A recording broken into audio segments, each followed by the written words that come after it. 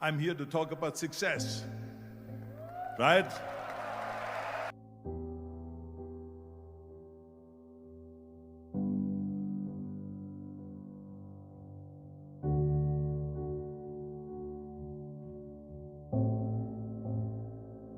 The first rule of success is to have a vision.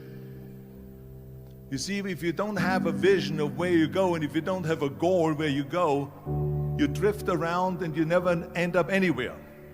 It's like you can have the best ship in the world, you can have the best airplane in the world. If the pilot or the captain doesn't know where to go, it would just drift around. It would not end up anywhere, or most likely in the wrong place.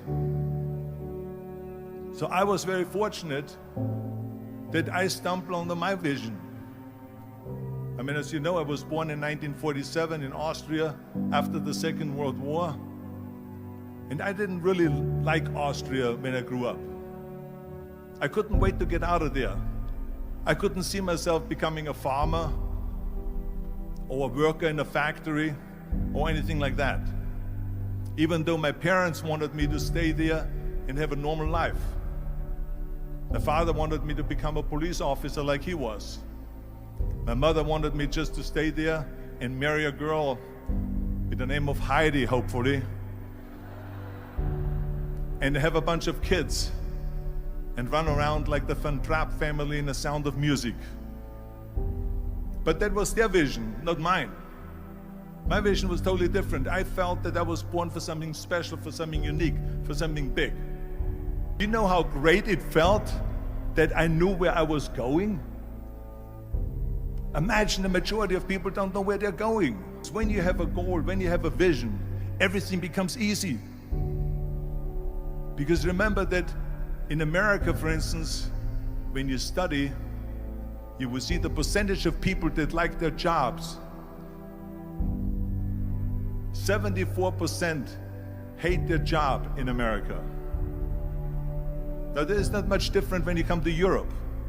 The majority of people don't like what they're doing because they're really not doing it because they didn't have a goal and they followed this goal. They just aimlessly drift around, and then all of a sudden there's a job opening, so they get that job because you have to work. But then when you work, it's a chore. It's work. It's not fun. So if you think about, only a quarter of the people really enjoy what they're doing in life. That is unbelievable if you think about it. So I felt so blessed that I knew what I was doing. It's like a medical student that studies and knows he wants to become a doctor. You know where to go. So I knew where to go. So people always ask me, when they saw me in the gym in the pumping iron days, they say, why is it that you're working out so hard? 5 hours a day, 6 hours a day, and you have always a smile on your face. The others are working out just as hard as you do, and they look sour in the face. Why is that? And I told people all the time, I said, because to me, I'm shooting for a goal.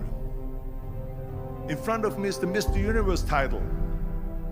So every rep that I do gets me closer to accomplishing that goal, to make this goal, this vision, turn into reality.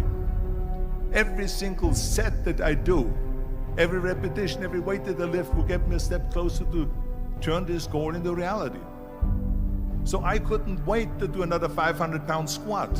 I couldn't wait to do another 500-pound bench press. I couldn't wait to do another 2,000 reps of sit-ups. I couldn't wait for the next exercise, for the next half hour of posing and all the kind of things that you have to do to be a champion. And with the age of 20, I went to London and I won the Mr. Universe contest as the youngest Mr. Universe ever. And it was because I had a goal. So let me tell you something, visualizing a goal and going after it makes it fun. You got to have a purpose no matter what you do in life. You got to have a purpose. So that's rule number one, have a vision. Rule number two is, don't listen to the naysayers. Don't listen to the naysayers.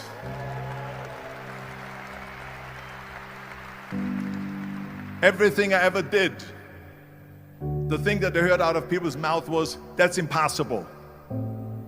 that can't be done or no. So whenever someone said to me, it can't be done, I heard it can be done. When they said no, I heard yes. And when they said it's impossible, I heard it is possible. I'm a strong believer of what Nelson Mandela said, that everything is always impossible until someone does it. Well, I'm going to be the one, I said to myself, I'm going to do it and I'm going to show it to them. Maybe it has never been done before. That's perfectly fine with me. But I'm going to do it. And I did not listen to the naysayers. The next thing, the third point that I'm going to make to you is, before we sit down with Jürgen and talk about the rest of the three, is work your ass off. There is no magic pill. There is no magic out there. You cannot get around. You have to work and work and work. And it drives me crazy when people say they don't have enough time to go to the gym for 45 minutes a day and work out. Or to do something for 45 minutes to an hour a day to improve. If it is physically improve or if it is mentally to improve. Imagine you read 1 hour a day about history. How much you will learn after 365 hours in 1 year. Think about if you study about the history of musicians, of composers, how much you would know. Imagine if you would work on a business, on some business that you want to develop every day for an hour. Imagine how further along you will go and get. So it drives me nuts because we have, when people say we don't have the time, we have 24 hours a day. We sleep 6 hours a day, so that gives you still 18 hours. And there's someone shaking their head out here in front. They say probably, I don't sleep 6 hours, I sleep 8 hours, right? Or just sleep faster.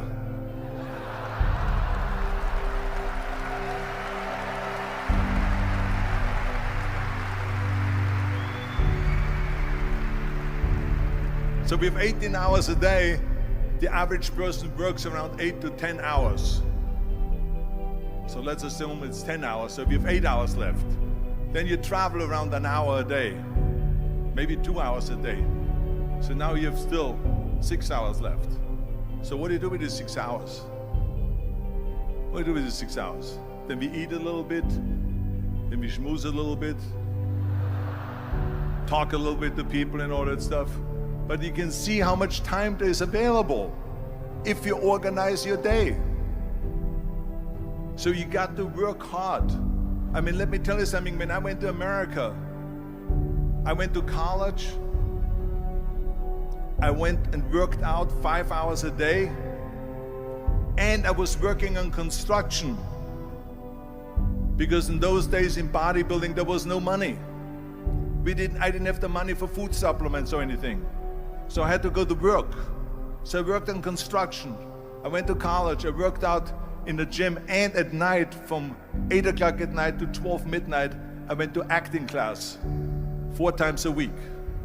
So I did all of that. There was not one single minute that I wasted. I became very friendly with Muhammad Ali in the 70s. And Muhammad Ali worked his butt off. And I saw it firsthand. And I remember that there was a sports writer that was there in the gym when he was working out and he was doing sit-ups. And they asked him, how many sit-ups do you do? And he said, I don't start counting until it hurts. Now think about that. He doesn't start counting his sit-ups until he feels pain. That's when he starts counting.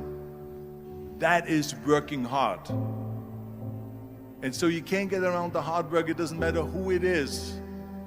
As a matter of fact, I believe what Ted Turner said, work like hell and advertise.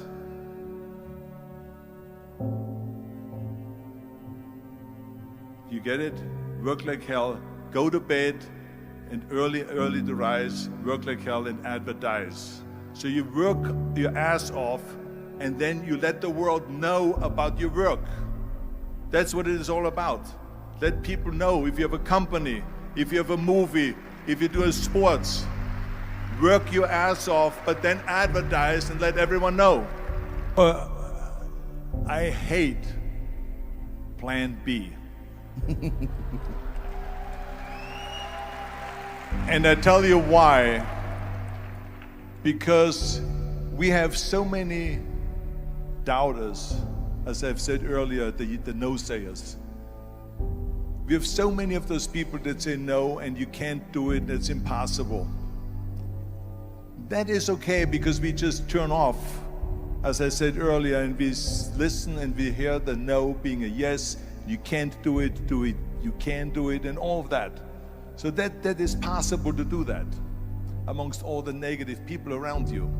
But when you start doubting yourself, that's very dangerous. Because now what you're basically saying is that if my plan doesn't work, I have a fallback plan, I have a plan B. And that means that you start thinking about plan B, and every thought that you put into plan B, you're taking away now that thought and that energy from plan A.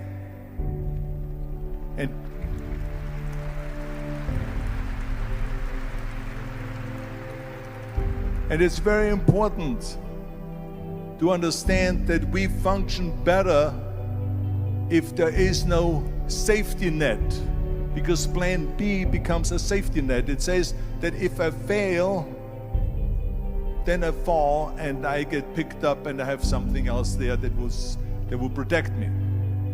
And that's not good, because people perform better when there's no safety net.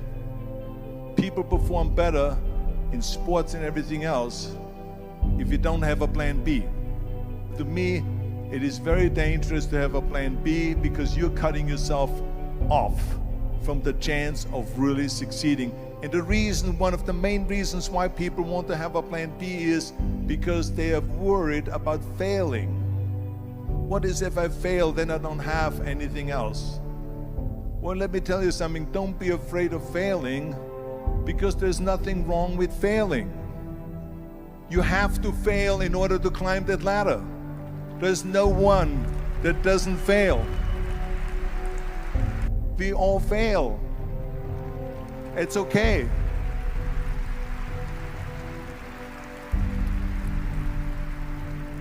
What is not okay is that when you fail, you stay down. Whoever stays down is a loser. And winners will fail and get up, fail and get up, fail and get up. You always get up. That is a winner. That is a winner.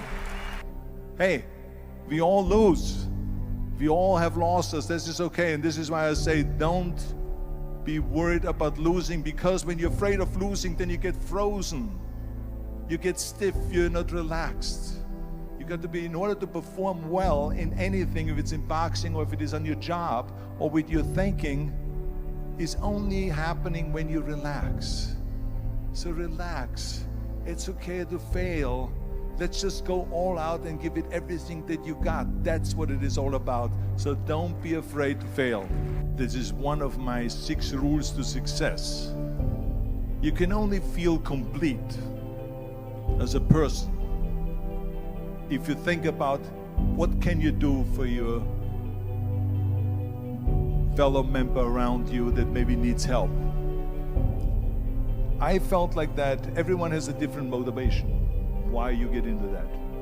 I was an immigrant going to America, and I saw how America was the most generous country in the world. I mean, they opened up their arms to me, they helped me, they invited me for Thanksgiving dinner. The people, they brought me, the bodybuilders in the gym brought me plates to my apartment because I had no plates, I had no silverware, I had no bedware, I had no pillows, I had no blanket, I had no TV, I had no radio, I had nothing. They brought it to my apartment. They helped me. And I saw that firsthand, this generosity in America. And I said to myself, as an immigrant that is being embraced with open arms, that I need to go and make sure that I give something back.